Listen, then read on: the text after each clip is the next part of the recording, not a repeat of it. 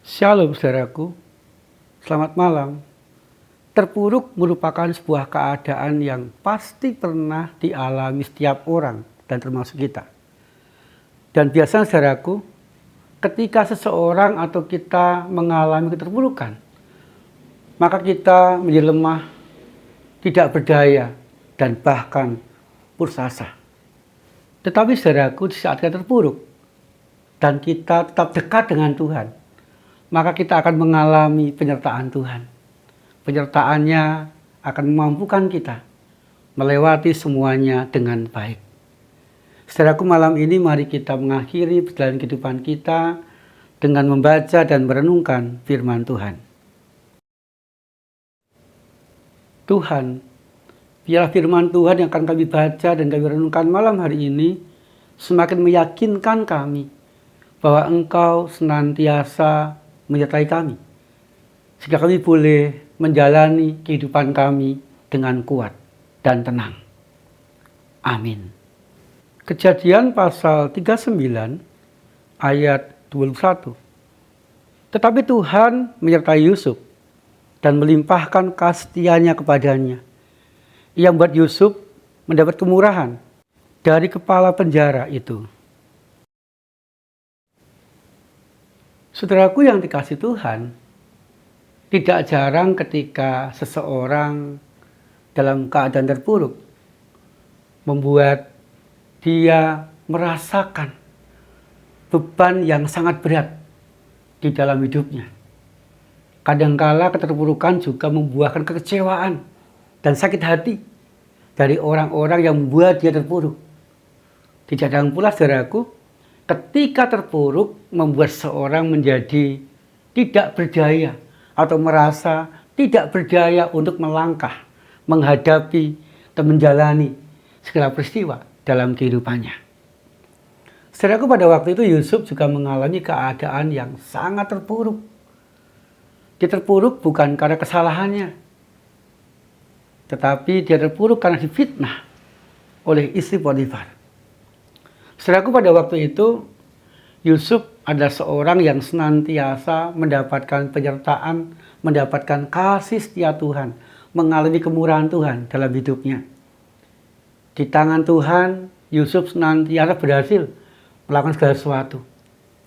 Kemudian karena keberhasilannya, karena kebijaksanaannya, karena kesopanannya, membuat Potifar mempercayakan harta bendanya, mempercayakan rumahnya untuk dikelola oleh Yusuf. Kejadian itu membuat Yusuf semakin bersukacita, semakin dekat dengan Tuhan, dan ia pun melakukan yang terbaik untuk pekerjaannya itu. Tetapi hasilnya apa, saudaraku? Hasilnya bukan ucapan terima kasih, hasilnya bukan cinta kasih dari keluarga Potifar, tetapi Yusuf difitnah oleh istri Potifar. Dia mengatakan bahwa Yusuf akan mencelakai dirinya. Saudaraku, karena fitnahan itu, Yusuf harus dimasukkan ke dalam penjara. Kita bisa membayangkan, saudaraku, pada waktu itu Yusuf mengalami keadaan yang sangat terpuruk. Yang pertama, pada waktu itu dia hidup sebagai seorang budak. Yang kedua, dia hidup di penjara. Dan yang ketiga, hidup sebagai orang yang dinyatakan bersalah karena sudah ingin mencelakai istri Potifar. Saudaraku, keterpurukan Yusuf bisa saja membuat Yusuf merasa sangat kecewa dengan keluarga Potifar. Bisa saja Yusuf terbelenggu oleh rasa marah. Bisa saja keterpurukan itu membuat dia jauh dari Tuhan.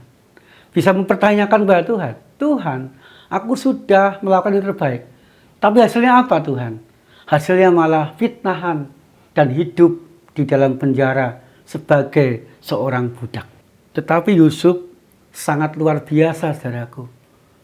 Walaupun dia terpuruk, walaupun dia difitnah, walaupun dia mengalami hidup menderita di penjara sebagai seorang budak, tetapi Yusuf tetap mau dekat dengan Tuhan, tetap mau berdoa kepada Tuhan, tetap mau minta kekuatan Tuhan, tetap mau meminta hikmat dari Tuhan. Sehingga saudaraku, ketika Yusuf di tengah-tengah keterpurukan hidupnya, dia tetap dekat dengan Tuhan. Maka Yusuf pun mengalami penyertaan Tuhan, mengalami kasih setia Tuhan, dan mengalami hikmat Tuhan. Sehingga Yusuf dipercaya oleh kepala penjara untuk menemani, untuk menenangkan orang-orang yang sedang ada di dalam penjara. Hidup Yusuf tetap menjadi berkat bagi orang-orang sekitarnya. Dan Yusuf tetap mampu menjalani kehidupannya dengan baik. Saudaraku yang dikasihi Tuhan, saya mengajak mari kita meneladani Yusuf di tengah-tengah pergumulan kehidupan kita, di tengah-tengah terpurukan kehidupan kita. Janganlah pernah kita meninggalkan Tuhan, menjauh dari Tuhan.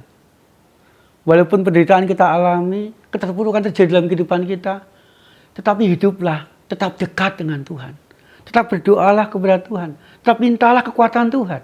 Tetap mintalah hikmat Tuhan. Sehingga saudaraku, di saat kita dekat dengan Tuhan, maka penyertaan Tuhan akan senantiasa kita alami dan kita rasakan dalam kehidupan kita. Dan penyertaannya itulah yang membuat kita mampu melewati segala keterpurukan, segala persoalan, segala pergumulan kehidupan kita dengan baik. Amin. Saudaraku yang dikasihi Tuhan, mari kita mengakhiri renungan malam ini dengan berdoa. Tuhan, kami mengakui kecenderungan kami ketika terpuruk. Kami menjadi putus asa, menjadi lemah, dan merasa jauh dari Tuhan.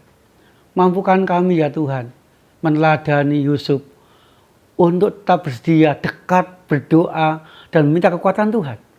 Agar penyertaan-Mu itu memampukan kami menjalani kehidupan kami dengan baik. Tuhan, kami berdoa untuk rekan-rekan kami yang bergumul, biarlah Tuhan juga menyertai mereka. Berdoa untuk anak-anak yang sekolah atau kuliah, sertai mereka Tuhan, agar mereka mampu melaksanakan tugas-tugas mereka dengan baik.